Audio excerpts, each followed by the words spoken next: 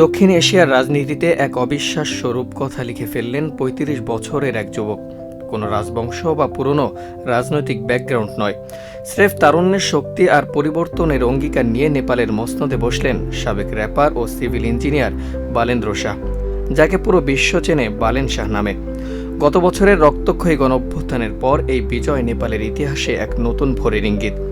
আজ আমাদের বিশেষ আয়োজনে থাকছে বালেন শাহর এই ঐতিহাসিক যাত্রা। সময়টা ছিল ২০২৫ সালের সেপ্টেম্বর। দুর্নীতির বিরুদ্ধে লড়তে গিয়ে নেপালের রাজপথে ঝরল ৭৬টি তাজা প্রাণ। ছাত্র জনতার সেই তীব্র আন্দোলনের মুখে পতন ঘটে পুরনো রাজনৈতিক জোটের। ঠিক সেই সময়ই তারুণ্যের প্রতিনিধি হয়ে সামনে আসেন কাঠমান্ডুর জনপ্রিয় মেয়র বালেন শাহ। ২০২৬-এর নির্বাচনে তার দল রাষ্ট্রীয় স্বতন্ত্র পার্টি কার্যত ধুয়ে মুছে দিয়েছে কয়েক দশকের পুরনো রাজনৈতিক শক্তিগুলোকে। তারা একাই পেয়েছে সংখ্যাগরিষ্ঠতা। পেশায় সিভিল ইঞ্জিনিয়ার, শখের বশায় র্যাপার, বালেন শাহর পরিচয়টা আর 10টা রাজনীতিবিদের মতো নয়। কাঠমান্ডুর মেয়র থাকাকালীন তিনি দেখিয়েছিলেন কিভাবে ড্রেনেজ সিস্টেম ঠিক করতে হয় বা জবরদখল উচ্ছেদ করতে হয়।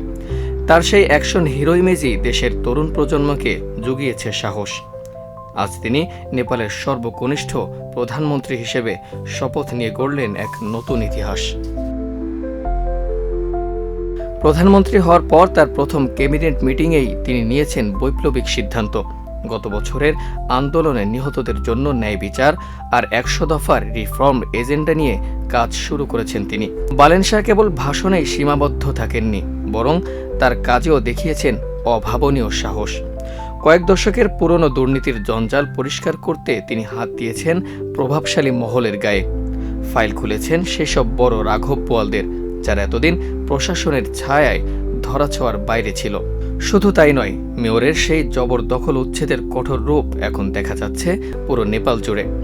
ভিআইপি সংস্কৃতির অবসান ঘটিয়ে তিনি প্রমাণ করেছেন হিমালয়ের দেশে এখন সত্যিকার অর্থেই জনগণের শাসন প্রতিষ্ঠিত হয়েছে। তার এই অ্যাকশন হিরো ইমেজই এখন নেপালের নতুন আশার আলো।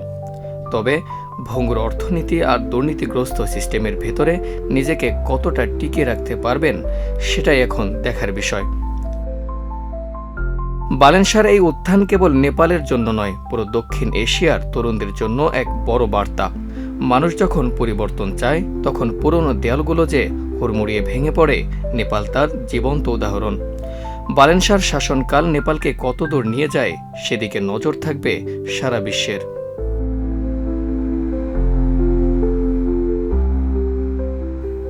আবু সালেহ মোহাম্মদ সাব্বির, প্রজন্ম ২৪।